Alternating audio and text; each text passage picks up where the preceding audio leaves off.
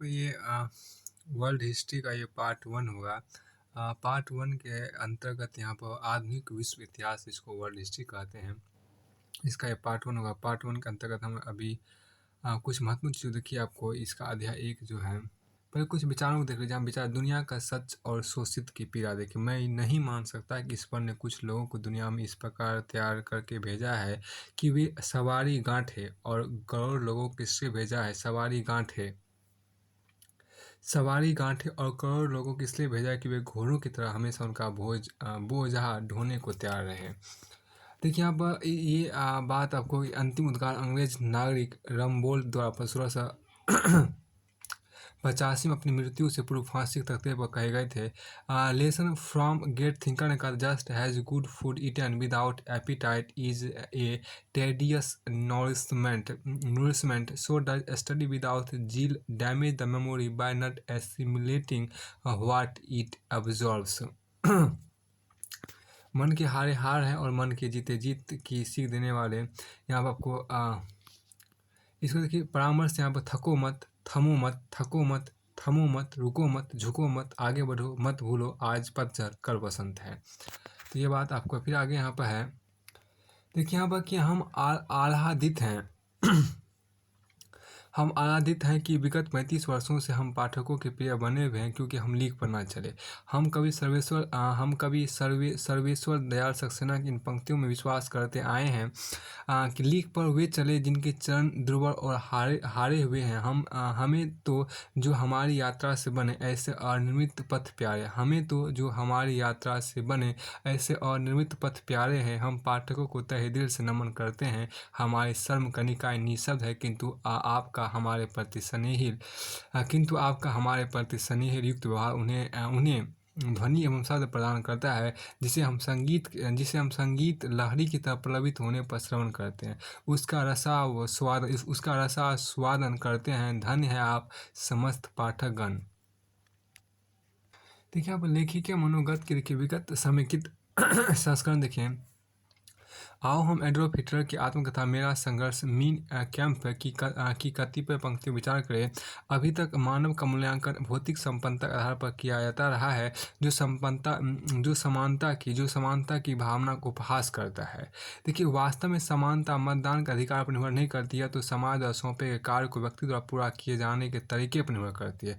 इस प्राकृतिक आधार को नकारने का अर्थ है मनुष्य द्वारा स्वयं ही अपने सामाजिक मूल्यों का विनाश करना। आजकल विभिन्न व्यवसायों से मिलने वाले वेतन के आधार पर मनुष्य का मूल आंका जाता है। इस विचारधारा को बदलना होगा।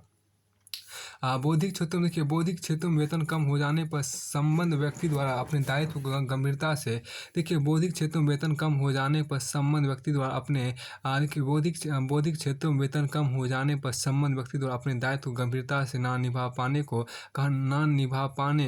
कहना उचित नहीं है।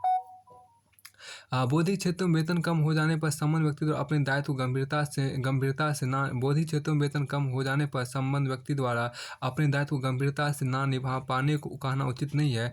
अति बौद्धिक क्षेत्र में उत्कृष्टता के आधार वेतन को ही माना जाता है, तो हमें विज्ञान एवं संस्कृति के क्षेत्र में श्रेष्ठतम उपलब्धियाँ कभी ना मिल पाती। क्या यह सत्य नहीं है कि उत्कृष्ट अन्वेषण, प्रशंसनीय अनुसंधान, श्रेष्ठ वैज्ञानिक आविष्कार और सभ्यता के सुंदर स्मारक हमें अमूल्य वरदानों के रूप में धन संपत्ति और सुख सुविधाओं का उपेक्षा करने वालों व्यक्तियों से मिले। आज धन सभी क्षेत्रों में शासन करने वाली शक्ति बन गया है, परंतु एक दिन लोगों को मानवीय मूल्यों के आगे झुकना पड़ेगा और मानना पड़ेगा धन के अभाव में दुनिया की गाड़ी नहीं रुकती। परंतु एक दिन लोगों को मानवीय मूल्यों के आगे झुकना पड़ेगा और मानना पड़ेगा कि धन के अभाव में दुनिया की गाड़ी नहीं झुकती। हिटलर की ये पंक्तियाँ आज प्रासंगिक निश्चय ही पहले से अधिक है। आधुनिक विश्व इतिहास के कैनवास पर थोड़ा रुक कर विचार करना होगा। दौड़ लगाती दुनिया के पास समय नहीं है, किंतु आपको समय निकालना होगा। देखिए आपको आगे जाना है तो ठहरना होगा, पीछे मुड़कर देखना होगा। जब दुनिया सो रही है तो सृजन करना होगा, नई सोच को जन्म देना होगा। इन पंक्तियों से आप सहमत ना हो तो उन पर चिंतन कर और अपने सोच को परिपक्व बनाए। हमें आशा है कि जीवन के प्रति गहरी समझ बनाने की दिशा में विश्व इतिहास का अनुसरण आपके और हमारे उपादेय होगा और नए सोच को जन्म देगा। देखिए महान इतिहासकार एडवर्ड गिबन ने कहा है, रोम उठा है कैसे। एडवर्ड गिबन का जीवन का आपको 1737 से लेकर 1794 तक रहा। रोम उठा है कैसे सादगी से, रोम गिरा है कैसे भोग विलास से। बहुत सी बात कहा गया। इतिहासकार ने कहा, रोम उठा है कैसे, रोम उठा है कैसे सादगी से, रोम गिरा है कैसे भोग विलास से। आज हमें रोम को उत्थान एवं पतन से सबक लेना होगा। राष्ट्र ऊपर उठते हैं और गिरते हैं, लेकिन आलस राष्ट्र ऊपर उठते हैं। देखिए आपको देखिए, आज हमें रोम के उत्थान एवं पतन से सबक लेना होगा। राष्ट्र ऊपर उठते हैं और गिरते हैं, लेकिन आलस से देखिए लेकिन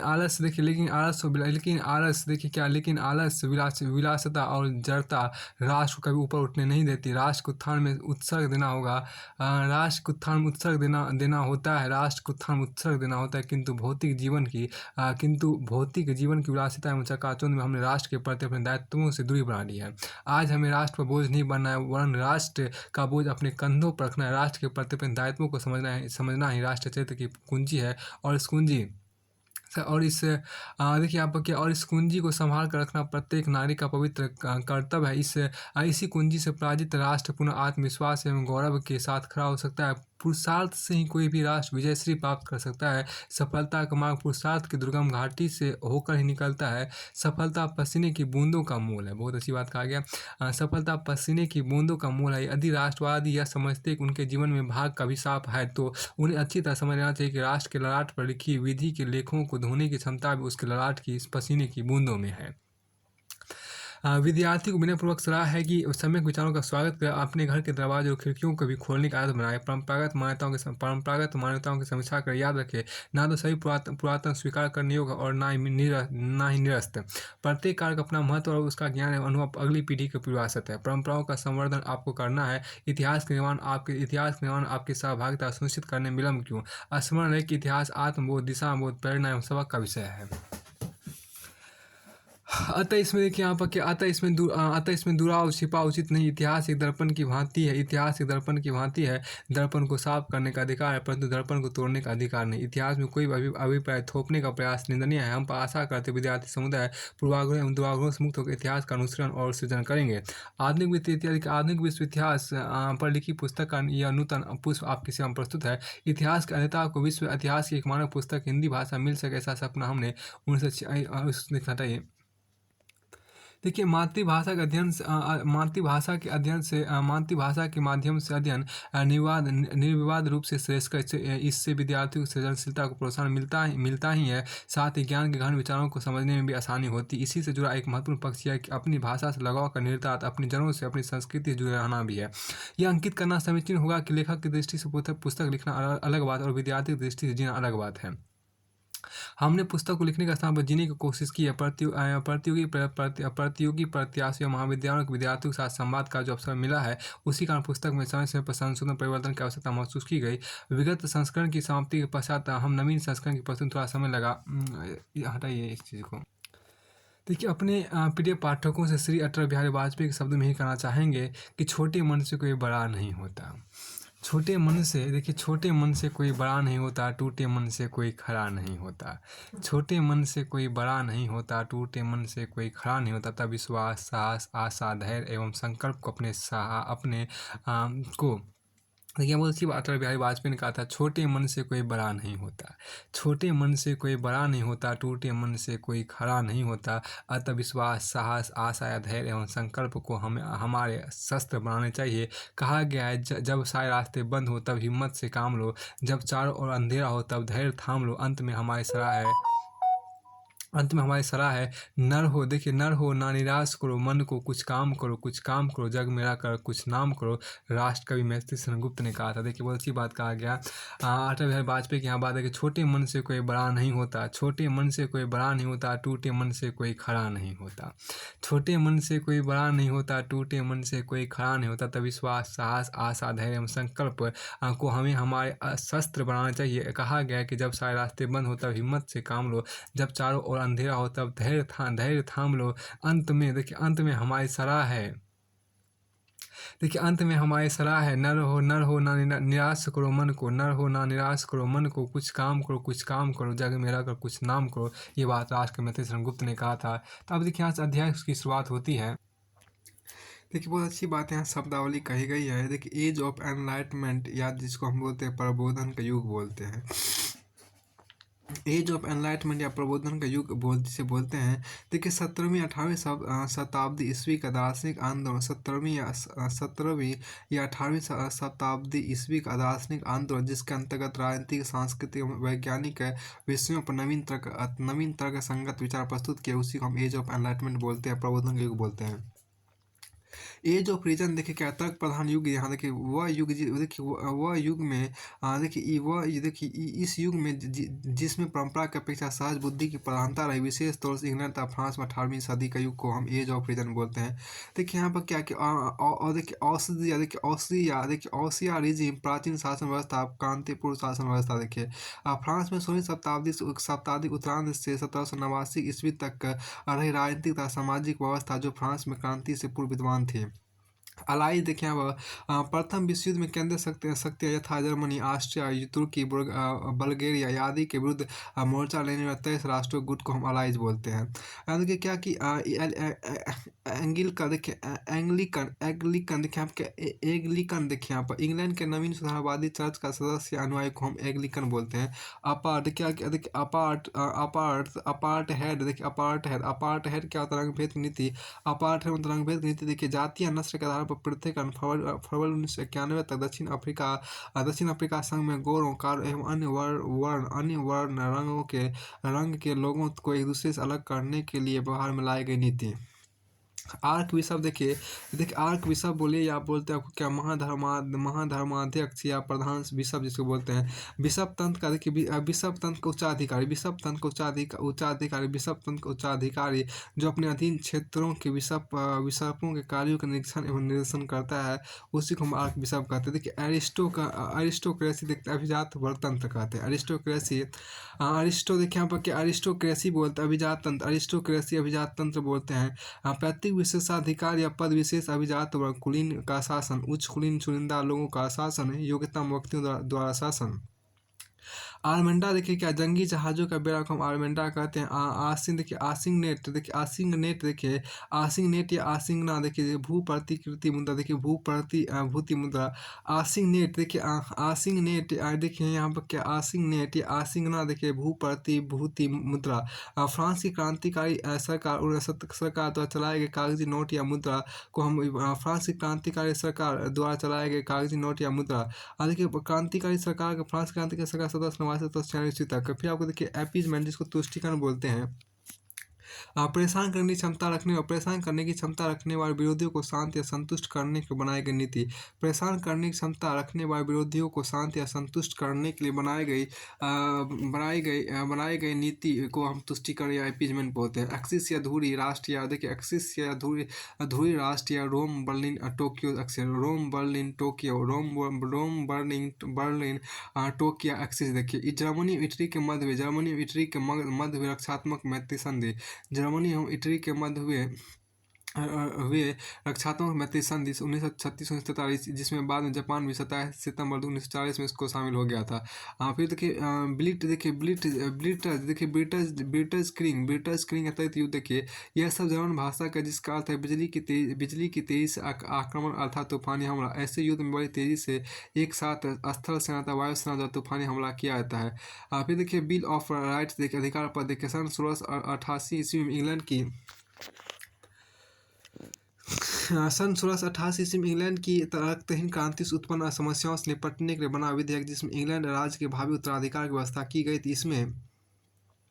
इसमें राज्य के धार्मिक एवं विधिक अधिकारों को अक्षुण्ण बनाए रखने का प्रयास किया गया था। इसमें संसद और नागरिकों के अधिकारों के निरूपण और संसद को नीति निर्धारण के क्षेत्र में सर्वोच्च घोषित किया गया था।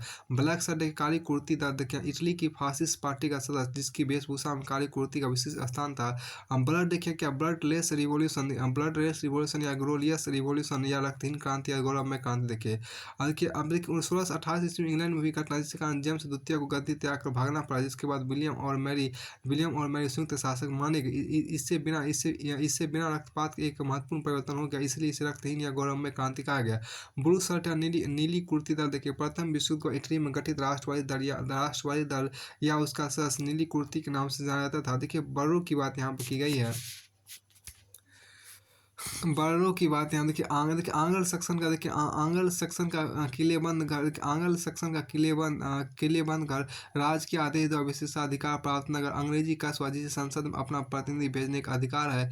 अमेरिकी कस्बा या नगर जिसे नागरिक स्वतंत्रता का अधिकार प्राप्त हो। बोअर की देखिए यहाँ पर दक्षिण अफ्रीका में बसे डच जाति के वंशज इनमें और ब्रिटिश शासन में दो युद्ध हुए 1881 ईस्वी और 1889 1902 ईस्वी में। ये युद्ध बोअर युद्ध के नाम से प्रसिद्ध। देखिए ब्लड एंड आयरन देखिए रक्त एंड लोक नीति देखिए बिस्मार्क विदेश नीति में शामिल रक्त एवं लोक नीति जिसका जिक्र उसकी एक प्रसिद्ध टिप्पणी में था। उसने कहा था कि भाषण एवं बहुमत के प्रस्तावों के स्थान पर महान निर्णय रक्त एवं लोक की नीति से लिए जाते हैं। ब्लडी संडे देखिए खूनी वाला देखिए 22 जनवरी 1905 को पादरी गेपन के नेतृत्व में मजदूरों के शांतिपूर्ण जुलूस पर जार के सैनिकों द्वारा दी गई गोलीबारी में सैकड़ों मजदूर स्त्री बच्चे वृद्ध मारे गए। इसी दिन से 1905 ईस्वी क्रांति की शुरुआत हुई। इस दिन इतिहास में खूनी रविवार या काली रविवार के नाम से प्रसिद्ध है। अब देखिए बुर्जुआ या मध्यम वर्ग देखिए बुर्जुआ या मध्यम वर्ग आपको यहाँ पर है। देखिए बुर्जुआ वर्ग या मध्यम वर्ग की बात यहाँ पर करते हैं। देखिए यह शब्द को फ्रांसीसी भाषा के एक शब्द से बना है जिसका अर्थ है नगरवासी। इस शब्द का प्रयोग मध्यम वर्ग के लिए किया जाता है। बोलेशविक की बात यहाँ पर करते हैं। बोलेशविक की बात लेनिन के नेतृत्व में संचालित रूस की क्रांतिकारी मार्क्सवादी पार्टी के सदस्य को हम बोलेशविक बोलते हैं। बॉक्सर रिबेलियन या बॉक्सर विद्रोह किसको बोलते हैं? चीन में 1898 ईस्वी में आपको शांतुंग प्रांत में आरंभ हुआ और व्यापक स्तर पर फैला हिंसात्मक आंदोलन। इस आंदोलन का संगठन करता दल बॉक्सर दल कहता था क्योंकि इसमें बॉक्सिंग व्यायाम का विशेष स्थान था। इस दल के सदस्य बॉक्सर और यह बॉक्सर विद्रोह कहलाया। यह मंचू शासन और विदेशी ईसाइयों का विरोधी था। इसका नारा था मंचू शासन को खार फेंको और विदेशियों का सर्वनाश करो। कैपिटलिज्म जिसको पूंजीवाद बोलते हैं। 15वीं शताब्दी में यूरोप में जो नई व्यवस्था उभर रही थी उसे पूंजीवाद कहा था। पूंजीवाद के अंतर्गत उत्पादित वस्तुओं पर व्यक्तिगत स्वामित्व होता है और उत्पादक मुनाफा कमाने के होता है। इस व्यवस्था में मजदूरों के पास कुछ भी नहीं होता, वे मजदूरी के लिए काम करते हैं। पूंजीवाद के अंतर्गत संपदा के स्वामियों को पूंजीपति कहते हैं। पूंजीवाद उदय और विकास में उपनिवेशीकरण की प्रमुख भूमिका रही है। उपनिवेशों के देखिए यहाँ उपनिवेशों के निर्माण के बाद उपनिवेशों के अधीन देशों के लोगों का जो धन लूटा गया उसे पूंजी में तब्दील कर दिया गया। फिर देखिए कम्युनिज्म या साम्यवाद किसे कहते हैं? कम्युनिज्म या साम्यवाद समाजवाद का समाजवाद का एक रूप जो सिद्धांत रूप से तो राज की स्थिति पर जाने की बात करता है, लेकिन व्यवहार में साम्यवादी पार्टी की तनाशाही चलाता है। देखिए काबाल या आंतरिक सलाहकारों का गुट देखिए 4/2/1630 से 1650 ईस्वी की प्रीवी काउंसिल के 5 सदस्यों के प्रथम अक्षरों क्लिफोर्ड केसी एस्ले के फिर देखिए बर्किंघम कूपर के भी ऑलिंगटन के और लाउडर डेव के एल से बना केवल शब्द वास्तव बाद में क्लेरेनडन के पतन के पश्चात इस गुट ने कार्यपालिका के कार्यों में महत्वपूर्ण भूमिका अदा की। 17वीं शताब्दी के बाद इस नाम का प्रयोग राजा के आंतरिक सलाहकारों के अर्थ में होने लगा था। केवेलियर पार्लियामेंट देखिए जिसको दीर्घकालीन पार्लियामेंट बोलते हैं। 1660 ईस्वी में स्टुअर्ट वंश की पुनः स्थापना के उपरांत निर्वाचित पार्लियामेंट की जो सबसे अधिक काल तक रही राजतंत्र समर्थकों के बहुमत के कारण इसका नामकरण हुआ। इसे दीर्घकालीन पार्लियामेंट भी कहते हैं। चार्टर या अधिकार पद देखिए यहाँ पर राज्य में प्रभुसत्ता संपन्न शक्ति द्वारा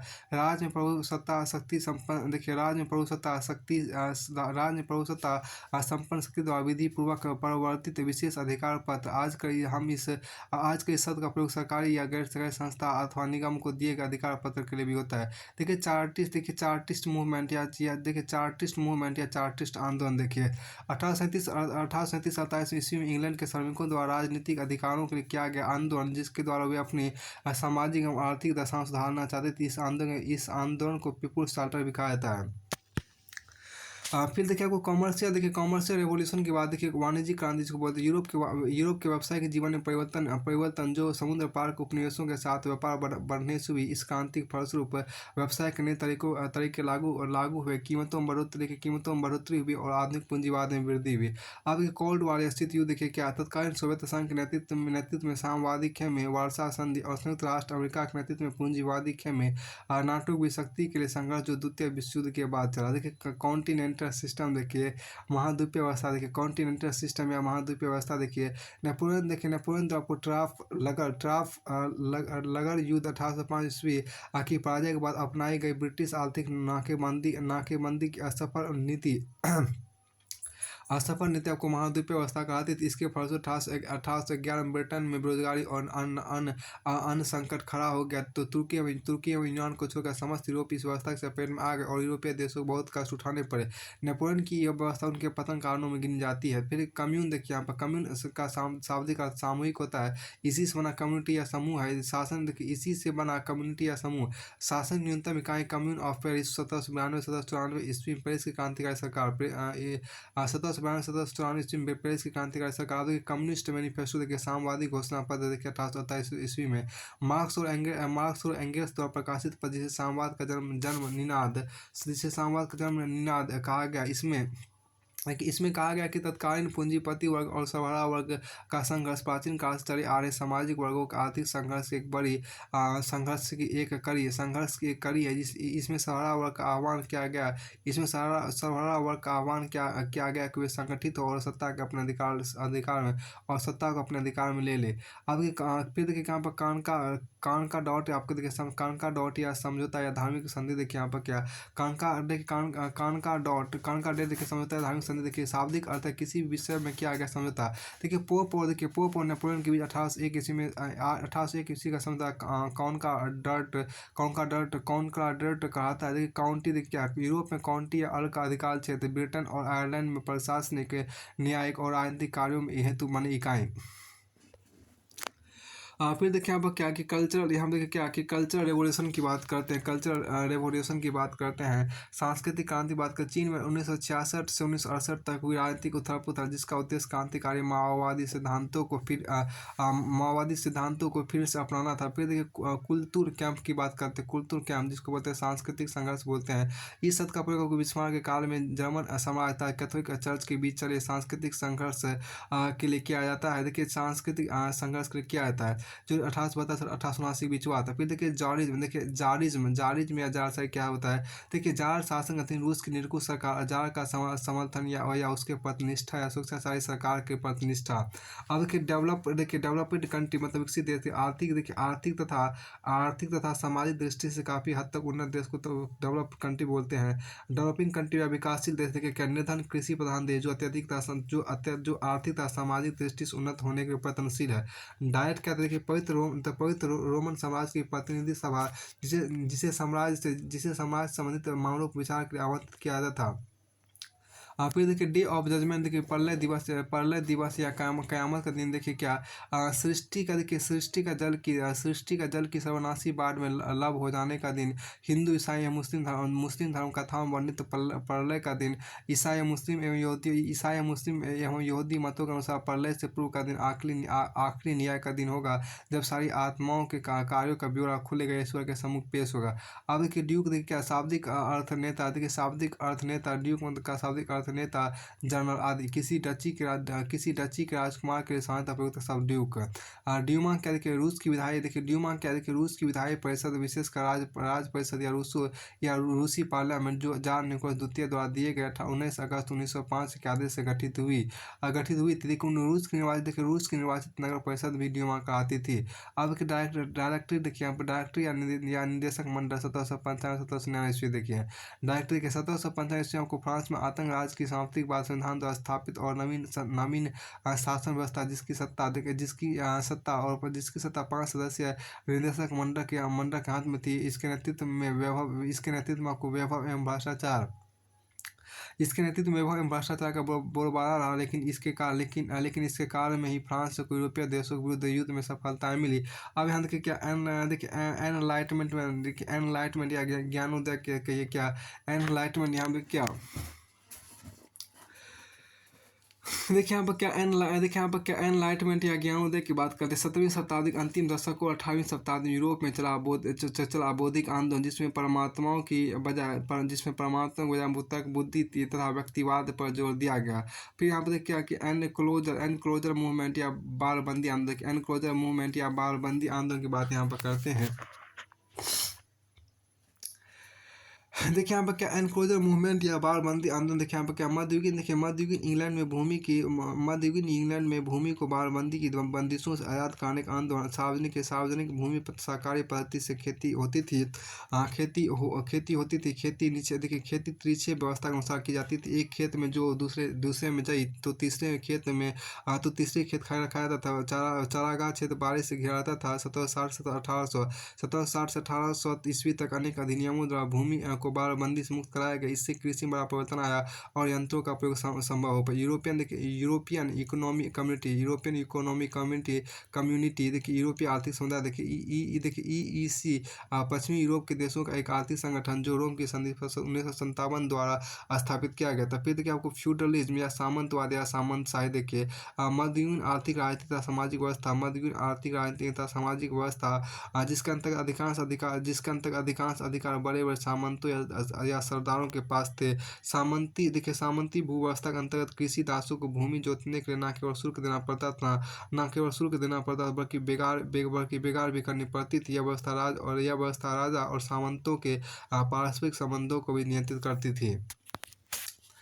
फिर देखिए आपको यहाँ पर जो कहा गया फायर ईटर, देखिए यहाँ पर क्या कि फायर ईटर की बात यहाँ पर की गई है। अमेरिकी इतिहास के संदर्भ में गृह युद्ध से पहले के हुए दक्षिण अमेरिकी राजनीतिज्ञ जिन्होंने अलगाववादी विचारों का प्रतिपादन किया, इनमें थॉमस रूफिन, विलियम एल यानसी एवं R.B.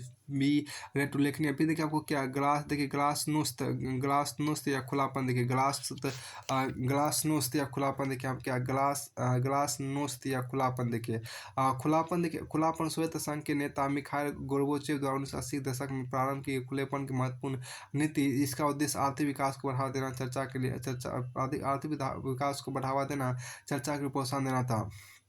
फैबियन सोसाइटी देखिए, फैबियन समाज देखिए यहाँ पर 1883 ईस्वी में आपको इंग्लैंड में स्थापित द्वितीय अंतर्राष्ट्रीय समाजवादी संस्था फैबियन निबंध के, और देखिए हम क्या फैबियन निबंध के प्रकाशन के साथ यह सह अस्तित्व में आए 1889 ईस्वी में। इनकी मान्यता थी क्रांतिकारी परिवर्तन भी प्रजातांत्रिक परिवेश में धीरे धीरे होने चाहिए। प्रमुख फैबियन विचारक थे सिडनी 1859 से 1927 ईस्वी तक, और जॉर्ज बर्नार्ड शॉ 1856 से 1950 ईस्वी तक।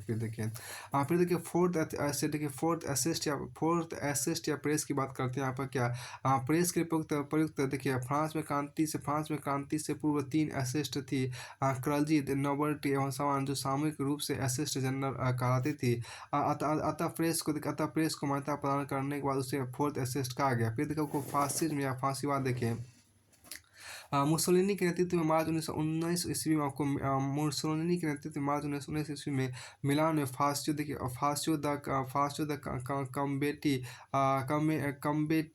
कम्बेटिमेंटो नाम से इटली में आंदोलन हुआ। फांसीवाद समानता मुसोलिनी के शासन के लिए प्रयुक्त किया जाता है। फिर देखिए आपको फ्रेंच रिवॉल्यूशन, फ्रांसीसी क्रांति देखिए, 1789 ईस्वी में फ्रांस में हुई प्रसिद्ध ऐतिहासिक फ्रांसीसी क्रांति जो फ्रांस में संपन्न हुई। इस क्रांति के फलस्वरूप फ्रांस की प्राचीन शासन व्यवस्था का अंत हो गया और राजतंत्र के खात्मे के साथ ही अनेक क्रांतिकारी परिवर्तन हुए। इस क्रांति में फ्रांसीसी क्रांति ने पहली और लोकप्रिय प्रभुसत्ता और कानूनी समानता के आदर्श यूरोप में रखे। इसी के परिणाम से उदारवाद और राष्ट्रीयता की भावना विकसित हुई, जो 19वीं सदी की यूरोप की प्रमुख विशेषता है। फिर देखो आपको हेनरी द नेविगेटर, 1394 से लेकर 1360 ईस्वी तक। प्रसिद्ध आविष्कारक एवं पुर्तगाली शासक हेनरी की देखरेख में कई द्वीपों खोज की गई थी, जिसका 15वीं शताब्दी खोज में महत्वपूर्ण स्थान है। फिर देखिए हिस्टोरिकल मटेरियलिज्म देखिए, ऐतिहासिक भौतिकवाद यहाँ पर देखिए। प्रसिद्ध मार्क्सवादी सिद्धांत जिनके अनुसार सामाजिक परिवर्तनों का मूल कारण आर्थिक तत्व है और ऐतिहासिक परिवर्तनों को लाने वाला सबसे अधिक प्रेरक तत्व वर्ग संघर्ष होता है। पूंजीवाद के कारण आर्थिक शोषण ही इस वर्ग संघर्ष का मूल कारण है। फिर देखिए होली रोमन एम्पायर, पवित्र रोमन साम्राज्य, रोम का धर्मराज। देखिए आगस्टस द्वारा स्थापित रोमन साम्राज्य 350 ईस्वी पूर्व तक पश्चिमी दो भागों में बंट गया था। पश्चिमी साम्राज्य 476 ईस्वी में समाप्त हो गया था। पूर्वी साम्राज्य 1453 ईस्वी में तुर्की का कुस्तुनतुनिया पर अधिकार के साथ समाप्त हो गया। और देखिए 962 ईस्वी में जर्मनी के शासक ओटो प्रथम स्वयं को रोम के सम्राट के रूप में अभिषिक्त किया। इसी समय देखिए यहाँ पर इसी समय से रोम का साम्राज्य पवित्र रोम साम्राज्य कहा जाने लगा। 1800 ईस्वी में आपको नेपोलियन ने इन उपाधि 1800 ईस्वी में नेपोलियन इस उपाधि को समाप्त कर दिया, जिससे हैब्सबर्ग वंश ऑस्ट्रिया का ही सम्राट रह गया और इस तरह पवित्र रोमन साम्राज्य का भी अंत हो गया। हाउस ऑफ कॉमर्स देखिए यहाँ पर क्या हाउस ऑफ कॉमर्स या कॉमर्स सभा देखिए क्या इंग्लैंड की संसद के दो सदनों में से निम्न सदन जिसका गठन व्यक्ति मताधिकार एवं गुप्त मतदान पद्धति से होता है। और फिर देखिए हाउस ऑफ लॉर्ड्स या लॉर्ड सभा देखिए यहाँ पर क्या इंग्लैंड की संसद उच्च सदन इसके सदस्यों में लॉर्ड्स टेम्पोरल और लॉर्ड्स स्पिरिचुअल होते हैं। और देखिए विग नोट्स या फ्रांसीसी प्रोटेस्टेंट देखिए यहाँ पर क्या 17वीं शताब्दियों में फ्रांस के प्रोटेस्टेंट धर्मानुयायियों की एक शाखा जो देखिए यहाँ क्या कि जो कालीनवाद में आस्था रखते थे। फिर देखिए ह्यूमनिज्म में मानववाद की बात करते हैं। पुनर्जागरणकालीन सांस्कृतिक आंदोलन जिसने मध्ययुगीन पांडित्य से हटकर पुरातन यूनानी और रोमन विचारधारा में रुचि जागृत की। फिर देखिए इंपीरियलिज्म या साम्राज्यवाद देखिए क्या किसी सम्राट या राज के शासन अधिकार को विदेशी क्षेत्रों या राज्यों में फैलाने उसे सुदृढ़ बनाने की रीति की उपनिवेशों आश्रित राज्यों की विस्तारित उपनिवेशों आश्रित राज्य या निर्भर राज्यों की विस्तार नीति। 19वीं शताब्दी ईस्वी में अनेक यूरोपीय देशों ने कच्चे माल की निर्मित माल बाजार के लिए दूसरे देशों पर अधिकार करने की नीति को अपनाया था। अब की इंडस्ट्रियल रिवॉल्यूशन औद्योगिक क्रांति देखिए क्या कि ब्रिटेन और बाद में यूरोप में व्यापक परिवर्तन आने वाले युगांतकारी उद्योग चक्र सन 1760 से लेकर 1830 ईस्वी के बीच हुई औद्योगिक प्रगति के फलस्वरूप सामाजिक, आर्थिक, राजनीतिक, वैचारिक क्षेत्र में इतने क्रांतिकारी परिवर्तन हुए कि उनका प्रभाव इंग्लैंड तक ही सीमित न रहकर यूरोप के अन्य देशों पर भी पड़ा। परिणामस्वरूप विश्व में नए युग का सूत्रपात हुआ। 1882 ईस्वी में अर्नल्ड टॉयबी ने इसे औद्योगिक क्रांति की संज्ञा दी। अब एनवायोलेट स्टेट देखिए यहाँ पर क्या अवैध राज यहाँ जो कहा गया देखिए हम क्या इनवायोलेट स्टेट देखिए कि अवैध राज अपनी बल आंतरिक शक्ति के बल पर इतना शक्तिशाली बना राष्ट्र की उससे संघर्ष करने का साहस कोई राज ना कर सके, उसी बोलते हैं इनवायोलेट स्टेट या अवैध राज होता है। फिर देखिए आपको क्या कि आयरन कर्टन देखिए लो पट या दुर्भेद्य आवरण देखिए यहाँ हम देखिए क्या कि राजनीतिक संहिता बौद्धिक रूप से किसी क्षेत्र को अन्य क्षेत्रों की कि अन्य क्षेत्रों से अलग रखने की निषेधात्मक व्यवस्था। सोवियत रूस तथा अपने प्रभावित देशों में रूस तथा उससे प्रभावित देशों में पश्चिमी और पूंजीवादी देशों के मध्य समाचारों के आदान प्रदान संबंधी क्रियाकलापों का निषेध। 1946 में सर्वप्रथम ब्रिटिश प्रधानमंत्री विंस्टन चर्चिल ने इस शब्द का प्रयोग किया था। फिर आपको आगे यहाँ पर कहा गया क्या देखिए आपको यहाँ क्या आयरन रासनस देखिए आयरन रासनस मतलब क्या होता है आपत्ति रसद होता है। देखिए यहाँ पर जो कहा गया है इसमें आपको आपत्ति रसद आपको है। फिर देखिए क्या युद्ध काल का देखिए यहाँ पर क्या कि फिर क्या इसमें जो कहा गया क्या आयरन देखिए आपको यहाँ पर आयरन आपको यहाँ पर है देखिए यहाँ पर क्या कि आयरन सर देखिए यहाँ पर क्या आयरन रासनस देखिए आपत्ति आपाती रसद देखिए यहाँ इस युद्धकारी आपात स्थिति में आपात स्थिति खाद्यान्नों की कमी से निपटने के लिए निपटने की विस्तृति निपटने का आपको विपत्ति काल के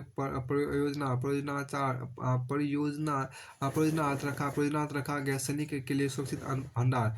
और फिर देखिए कि आयरन साइडस देखिए कि आयरन साइडस में क्या और देखिए यहाँ पर क्या ऑरेंज साल्ट क्या ऑल एक मिनट देखिए यहाँ पर ऑलविन आयरन साइड्रस देखिए क्या कि ऑलविन यहाँ पर जो को कहा गया कि आयरन देखिए आपको ओलिवर क्रॉम्बेल 1559 से लेकर 1798 तक आप मानता तथा आपके हाँ ओलिवर क्रॉम्बेल का उपनाम इंग्लैंड के गृह युद्ध में ओलिवर क्रॉम्बेल के अश्वारोही सैनिकों के बल का दमन अश्वारोही सैनिकों के दल का दमन। अब देखिए यहाँ के इंग्लैंड के गृह युद्ध का आपको रहा 1642 ईस्वी तक रहा। और फिर देखिए आपको ओलिवर क्रॉम्बेल का जीवन का 1559 1628 ईस्वी तक रहा। और फिर देखिए ग्लोबलाइजेशन वैश्वीकरण भूमंडलीकरण आपको यहाँ पर देख लीजिए वैश्वीकरण भूमंडलीकरण आपको यहाँ पर है।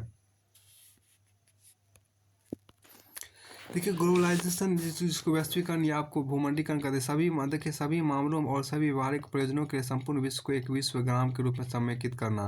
देखिए कुक्लक्स क्लान के देखिए के3 देखिए अमेरिका के दक्षिणी राज्यों का आतंकवादी गुप्त राजनीतिक संगठन गृह युद्ध 1865 ईस्वी। गृह युद्ध देखिए गृह युद्ध के बाद निग्रो जाति के लोगों को निग्रो देखिए यहाँ पर क्या कि देखिए निग्रो जाति के लोगों को नागरिक अधिकारों से वंचित रखने के लिए वहाँ के गोरे लोगों ने इन लोगों ने इसका संगठन किया था। यह संगठन अनेक हिंसात्मक एवं गैर कानूनी कार्रवाइयों में संलग्न रहा। और कि कोमितान देखिए राजनीतिक लोकतंत्र और समाजवाद की स्थापना के मुख्य रूप से सन्यास सेन द्वारा संगठित चीन का क्रांतिकारी तथा राष्ट्रवादी दल मूलतः इसकी स्थापना 1850 ईस्वी में हुई थी। 1926-27 ईस्वी के लगभग संपूर्ण चीन पर इसका अधिकार था। 1925 ईस्वी में देखिए 1925 ईस्वी के बाद चियांग काय शेक ने हाथ में इसकी बागडोर आ गई। किंतु 1949 ईस्वी में कोमितांग चीन की मुख्य भूमि से हटकर ताइवान तक सीमित रह गया। आपके यहाँ पर क्या कि लात द कासे देखिए लात द कासे की बात यहाँ पर की गई है। और उसको देखिए आपको लात द कासे आपके यहाँ पर है। इसके बाद आपको आगे हैं